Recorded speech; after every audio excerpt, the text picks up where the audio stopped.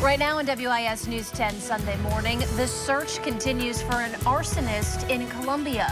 What you need to know coming up.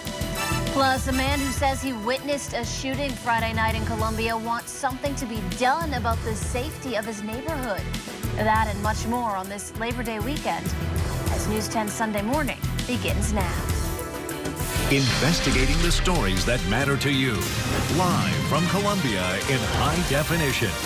This is WIS News 10. Good morning. We're so glad you're with us. I'm Carolyn Callahan. We will get to your news in just a minute. But first, let's check out your weekend forecast with meteorologist Von Gaskin. Hey, it's Labor Day weekend. New this morning, the U.S. Geological Survey has reported that a 3.4 magnitude earthquake hit Northern California early this morning. The epicenter was located 5 miles south-southwest of Napa. That's a city that sustained damage from the 6.0 earthquake last Sunday. So far, there have been no reports of damage or injuries from today's quake. And 128 years ago today, the most damaging earthquake to hit the southeast United States happened in Charleston. According to the U.S. Geological Survey, the estimated 7.3 magnitude quake killed at least 60 people. Property damage was estimated at $5 to $6 million. Tomorrow marks the end of what troopers refer to as the 100 deadly days of summer. From Memorial Day through Labor Day is typically when we see an increase in deadly crashes on our highways. Last Labor Day weekend, Highway Patrol reported there were 13 deadly crashes.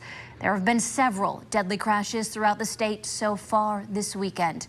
This morning, troopers are investigating a deadly crash on 277 in Richland County. It happened at 2:30. Troopers say the driver of a motorcycle crashed into the back of a car. The motorcycle driver was not wearing a helmet and died in the crash. And in Clarendon County, a woman is in jail this morning after being involved in a deadly crash late last night.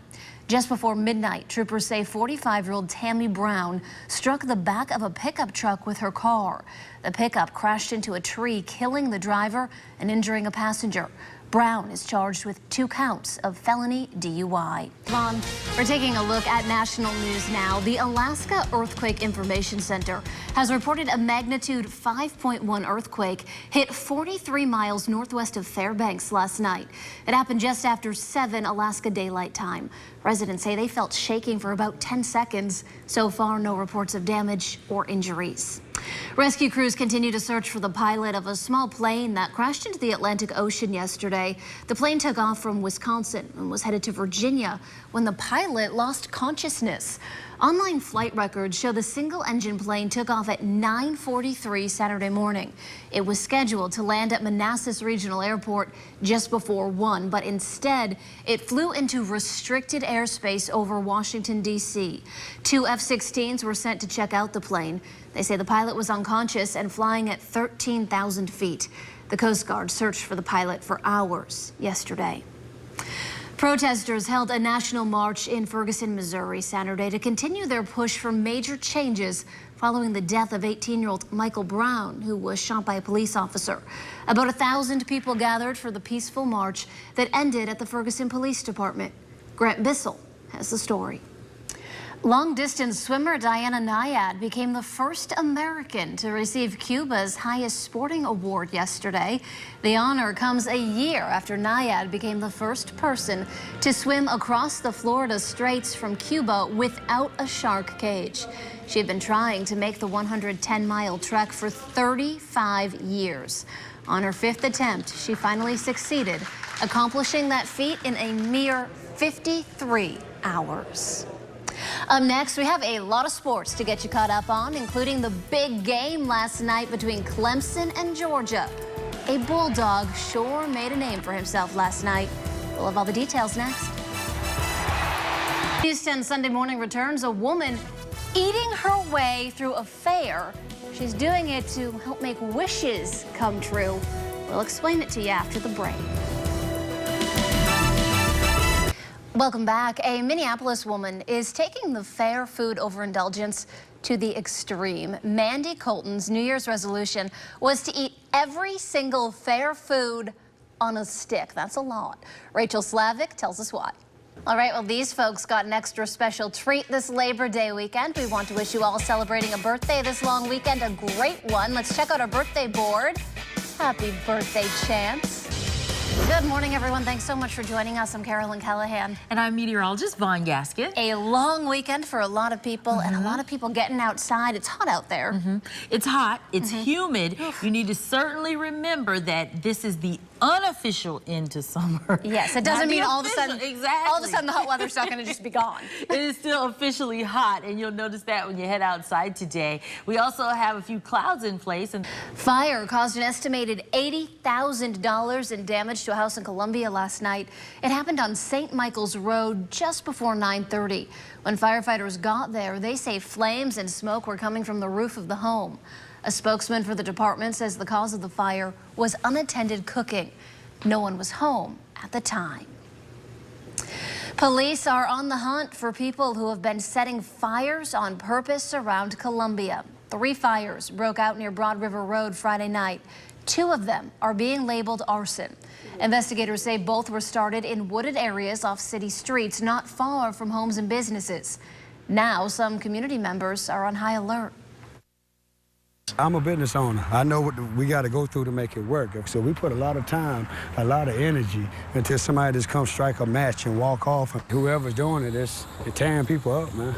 If you were on Broad River Road Friday night and think you might have seen anything, call Crime Stoppers at 1-888-CRIME-SC. And remember, when you call that number, you can remain anonymous.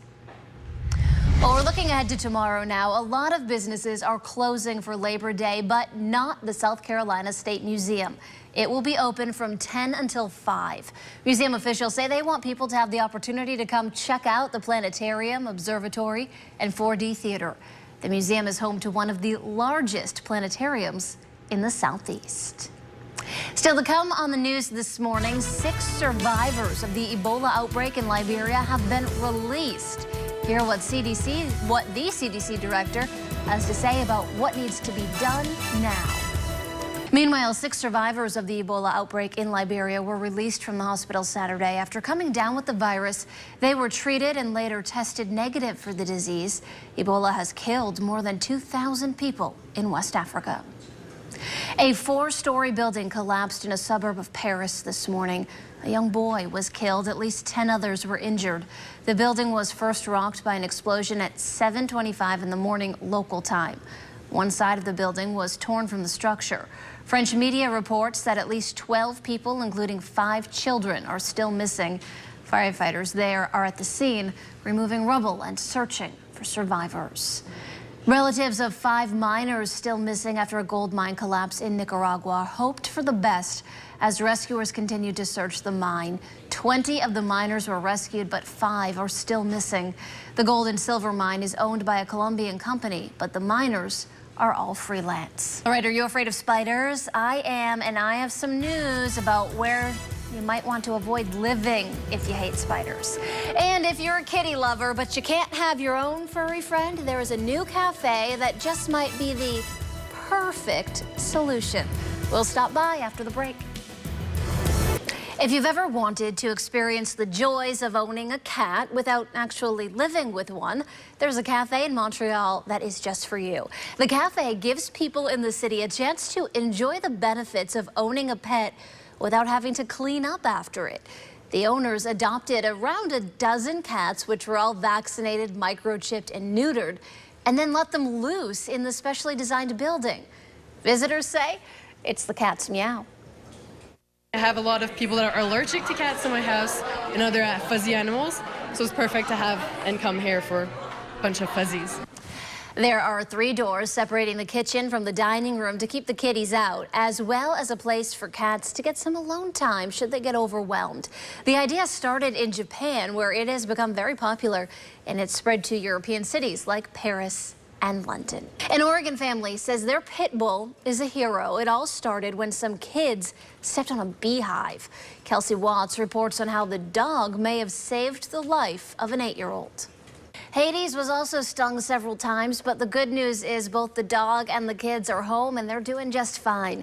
They say they will not be going down that trail behind their apartment complex ever again.